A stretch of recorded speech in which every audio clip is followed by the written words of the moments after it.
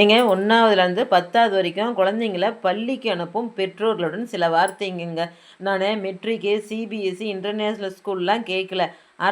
அரசு பள்ளிக்கு அனுப்பும் பெற்றோர்கள்ட்ட தான் கேட்குறேன். நீங்கள் இப்போ 1 மாசமா அவன் என்ன திங்ஸ் கேட்டாலும் வாங்கி கொடுத்துட்டீங்க. இப்போ ஒரு பையன் 10வதே படிக்கிறான்னா அவனுக்கு ஒரு 15 வயசு தான் இருக்கும். அந்த பேரண்ட்ஸ் அவங்க கண்டிப்பாக பேசிக்கான எஜுகேஷனல் படித்து தான் இருப்பீங்க. நிறையா படித்தவங்களும் இருப்பீங்க, படிக்காமையும் இருப்பீங்க. உடனே எனக்கு பாடம் சொல்லி தரத்துக்கெல்லாம் நேரம் இல்லைன்னு மட்டும் தயவு செஞ்சு சொல்லாதீங்க. நீங்கள் சொல்லியே தர சொல்லி நான் சொல்லலை. நமக்கு பசங்களுக்கு 5 பாடம் தான் இருக்குது.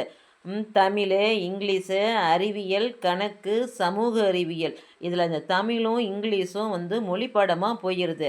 அடுத்து கணக்கும் அறிவியலும் இருக்குது. சமூக அறிவியல்னு என்ன, இந்த புவி அமைப்பு மற்றும் வரலாறு பற்றி தான். அதுவும் ஈஸியாக புரிஞ்சிக்கும். மீதி புரிய வைக்கிற பாடம் 2 தாங்க.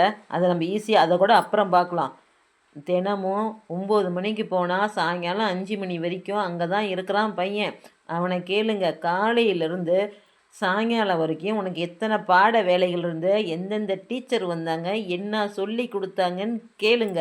இப்போ நம்ம நியூஸில் பார்க்குறோம், எவ்வளவோ நிகழ்ச்சிகள் நடக்குது.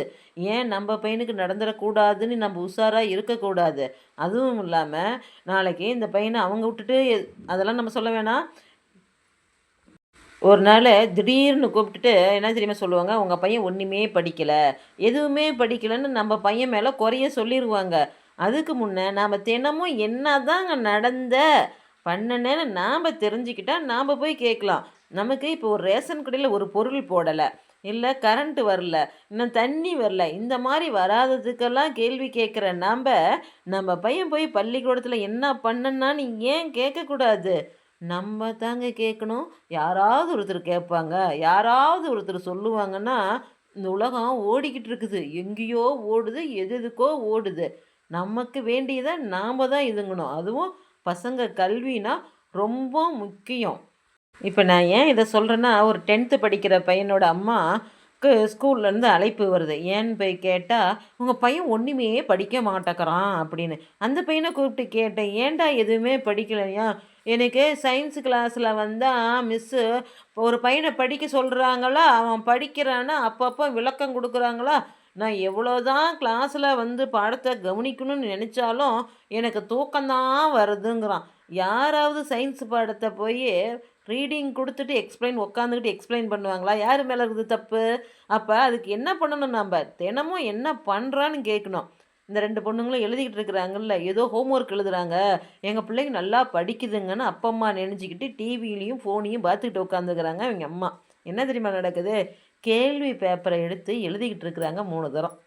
ஏன்னா திங்கக்கிழமை போய் டெஸ்ட் எழுதணுமா. அந்த டெஸ்ட் எழுதுறதுக்கு கேள்வி பேப்பரையே இவங்க எழுதிக்கிறாங்க. ஓகே, படிக்கிற பொண்ணு என்ன பண்ணுவா, கேள்வி பேப்பரை எழுதிக்கிட்டு இவ்வளோ எழுதிட்டு போய் இவ டெஸ்ட் எழுதுவா. படிக்காத பையன் என்ன பண்ணுவான்? பிட் அடிப்பானா, அடிக்க மாட்டானா? அங்கங்கே விடையவே எழுதிட்டு போய் கூட எடுத்து கொடுப்பான்.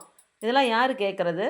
நீங்கள் யாருக்கும் எதுவும் தெரியாமல் போகிறதில்ல. இப்போ ஃபோனு எல்லா வசதியும் இருக்குது, எல்லாருக்கும் எல்லாம் தெரியும். ஒரு 10 நிமிஷம் பண்ணுங்க, நீங்கள் ஒவ்வொருத்தரும் பல கேள்வி கேட்பாங்க. இப்படி கேள்வி கேட்குறதுனால தான் நம்ம பசங்க முன்னேறுவாங்க. இப்போ பார்த்தீங்கன்னா இன்றைக்கி கூட ஒரு நியூஸு, வாட்டர் பில் அடிக்கணும்னு கவர்மெண்ட்டு எல்லா ஃபெசிலிட்டியும் செஞ்சு கொடுத்துருக்குறாங்க.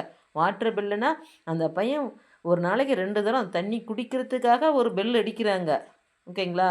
இது பயன் ஆகுதான்னு பார்க்குறது யார்? பெற்றோர்கள் தான் பார்க்கணும். மதியானம் சாப்பிட்டானா, முட்டை கொடுத்தாங்களா, புத்தகம் கொடுத்தாங்களா, இதை மட்டும் பார்க்கக்கூடாது. என்ன நடந்ததுங்கிறத கவனியுங்கள்.